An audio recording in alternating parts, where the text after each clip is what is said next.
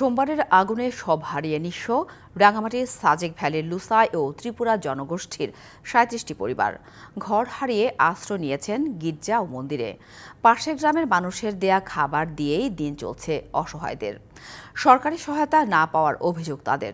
তবে ইউনো বলছেন, ক্ষতিগ্রস্তদের সহায়তা দেওয়া হচ্ছে।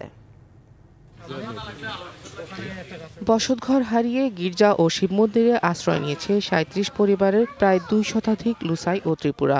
স্বল্প পরিসরে থাকতে হচ্ছে তাদের। পাশের গ্রাম থেকে আসছে খাবার। অনেকেই আশ্রয় নিতে বাধ্য হয়েছেন এক কাপড়ে। নতুন করে ঘর তৈরির সামর্থ্যও নেই অধিকাংশের। অনিশ্চিত ভবিষ্যতের কথা চিন্তা করে নির্ঘুম রাত পার করছেন তারা।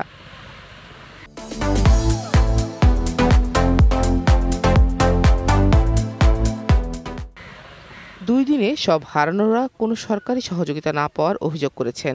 ওই কংলাপ থেকে, তারপরে হবেন পাড়া থেকে পাঠাই দেয়, ওইটা দিয়ে সকাল বিকাল খাই আর কি। এখনো তো আপাতত সরকারি থেকে তো কিছু তো পাওয়া না, আর খবরও কিছু জানা নাই।